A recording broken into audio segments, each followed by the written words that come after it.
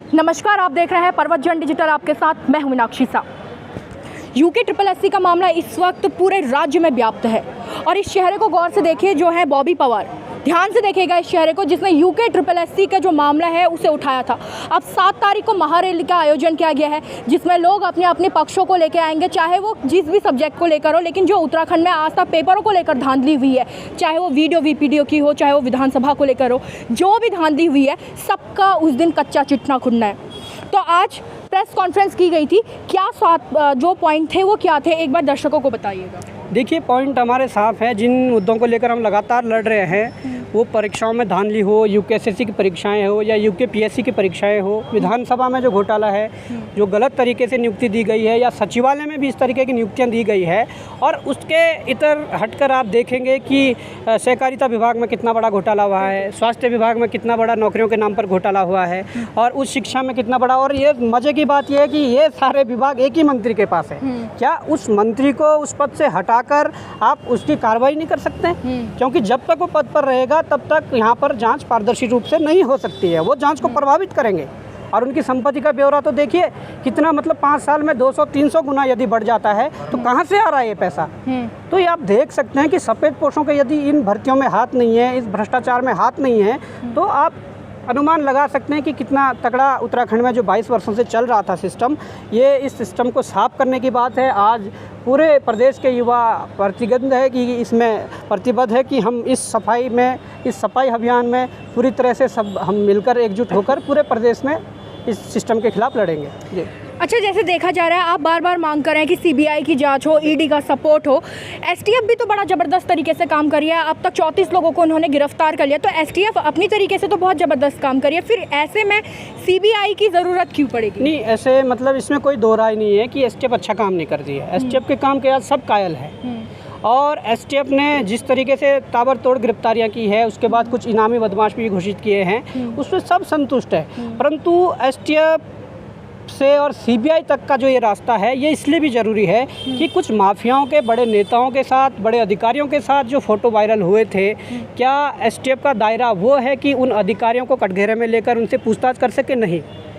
क्या उन STF के लोगों का ये दायरा है या STF टीम का ये दायरा है कि किसी मंत्री या मुख्यमंत्री या किसी विधायक को कटघरे में लेकर उनसे पूछताछ कर सके? नहीं।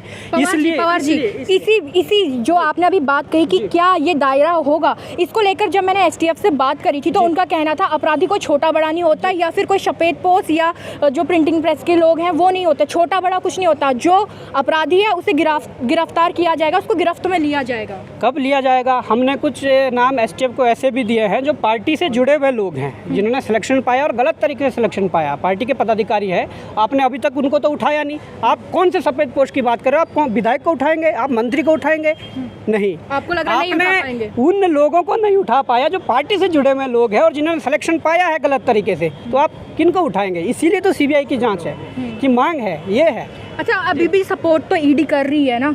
ED सपोर्ट कर रही है। ये चीज़ वायरल हो गई थी 15-20 दिन पहले, परंतु ED की अभी कार्रवाई सुनने में आई नहीं। क्यों खामोश है? क्यों ED वो नहीं कर रही है? अब गैंगस्टर भी किस लोगों पर लग चुका है, तो करिए ना आप, उनकी संपत्ति की कुर्की कीजिए, करिए।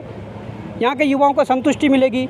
यहाँ जिनकी प्रताड़नाएँ जिन्होंने झेली है, उनको सुकून मिलेगा कि ठीक है, इन माफियाओं के उसकी कुर्की हो रही है संपत्ति की। जी।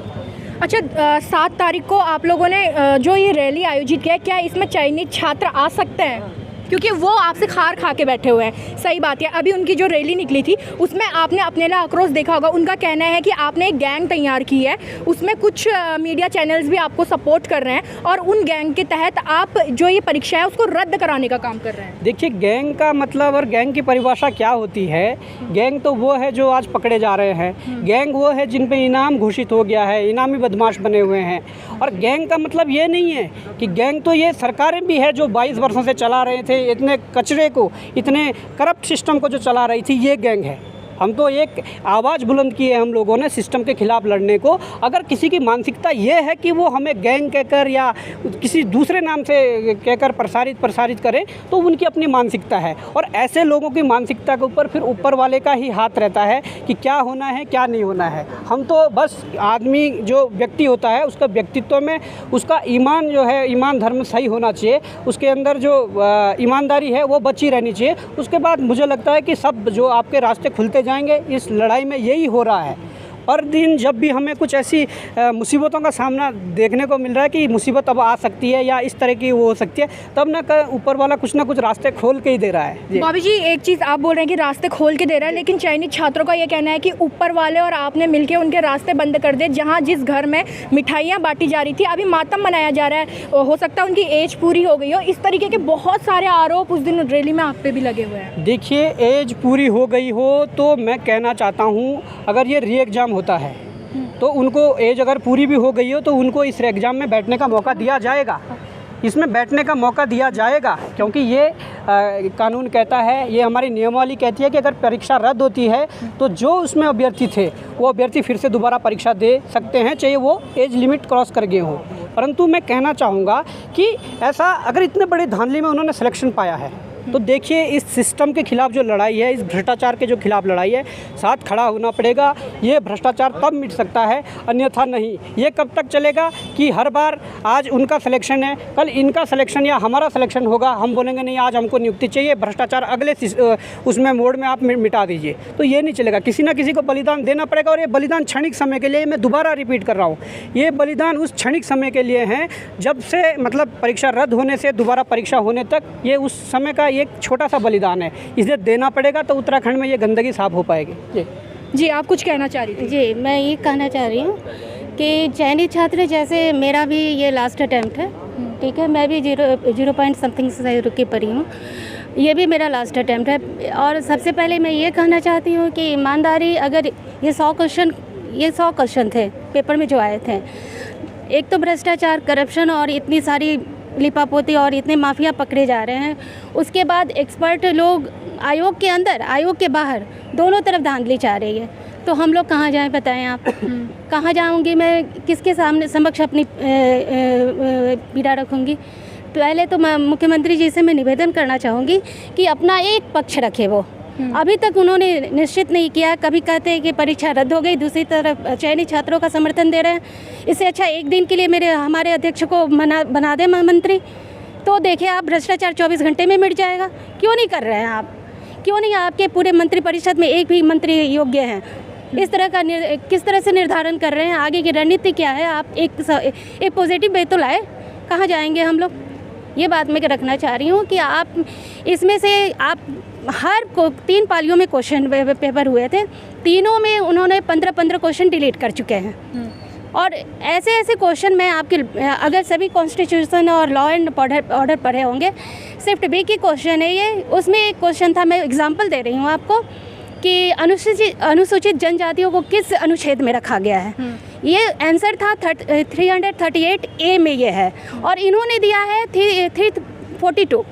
आप बताइए, वहाँ पे आप लोगों ने पढ़ा होगा संविधान, तो बताइए कहाँ ये किस अनुच्छेद में है? 342 में है कि 338A में है? तो इस तरह से बजेंद्र पाल के क्वेश्चन, कितने सारे ऐसे डाउट है। कब तक हम लोग यूं ही इधर उधर भटकते रहेंगे? आप बताइए। एक हम लोग को समर्थन मिला बॉबी भाई जी का, इनके पदचिन्ह पे हम लोग जा रहे हैं, फिर भी कोई साथ नहीं दे रहा है। मंत्रिपरिषद मंत्री जी अभी तक मौन है, कभी कुछ डिसीजन लेते हैं। आप इस्तीफा दे देना। क्यों आप इधर से उधर भ्रमित कर रहे हैं लोगों को? एक पक्ष निर्णय दे ताकि हम लोग भी उसी रास्ते में जाए, या तो पढ़ाई छोड़ दें।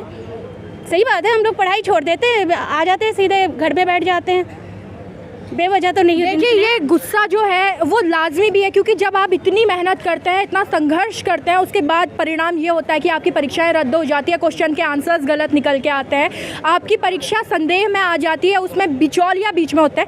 एक छोटी सी बाइट में बडौनी जी की लूँगी। भ्रष्टाचार को लेकर आप बहुत लंबे समय से थे, आज उत्तराखंड भ्रष्टाचार का हब बन गया, कहते हुए हमें शर्म नहीं आएगी, क्योंकि भ्रष्टाचार का हब बन चुका है। क्या कर रहे हैं, क्या हुआ उस समर्पण का हमारे? सबसे पहले तो हम पर्वतजन का बहुत बहुत शुक्रिया अदा करते हैं। फिर हमारा सीधा कहना है कि ये 22 साल की गंदगी है, और वो हमारे जो टाइगर है बॉबी पवार, ये सफाई करने के लिए उतरा है। तो हम ये नेताओं को बोलना चाहते हैं, जो ये मगरमच्छ बैठे हुए हैं, इन पे कार्रवाई नहीं हो रही है। मुख्यमंत्री धामी जी से हमारा सीधा सीधा कहना है, धामी जी अगर आपने किसी को बचाने की कोशिश करी तो रोडों में क्या हाल होगा ये आप भी देखोगे और ये पूरा उत्तराखंड देखेगा। मैं उत्तराखंड के सारे बच्चों से बोलता हूँ, ये 17 तारीख को इनको दिखा दो, इनकी 7 तारीख को, ये 7 तारीख को परसों दिखा दो कि उत्तराखंड का जो युवा रोड पे निकलता है तो इनको सबक सिखाने के लिए हम तैयार बैठे हैं। हम इनके साथ जान से जान देने को तैयार हैं, लेकिन इन भ्रष्टाचारी को उत्तराखंड में हम सहेंगे नहीं, बिल्कुल नहीं सहेंगे। तो जो बात अभी लगातार की जा रही है, भ्रष्टाचार का हब उत्तराखंड बना है, अब उसको सफाई की ज़रूरत पड़ गई है और ऐसे में सारे युवाओं का ये अधिकार है और ज़रूरत भी है कि अपने इस गंदगी को साफ़ करो, क्योंकि ये गंदगी कहीं ना कहीं हमसे शुरू हो रही है। हम जैसे युवाई प्रलोभन में, लालच में पैसे दे रहे हैं। अब भाई क्या ज़रूरत है, अगर आपकी मेहनत है तो ये चीज़ें सोचने की ज़रूरत है कि इस तरीके से एग्ज़ाम अगर किए जाएंगे तो मेहनती छात्रों का क्या होगा। तो फिलहाल आप बने रहिए और 7 तारीख को जो महारैली होगी वहाँ से आपको कवरेज दिखाएंगे। तब तक आप बने रहेगा परवत जन डिजिटल के साथ।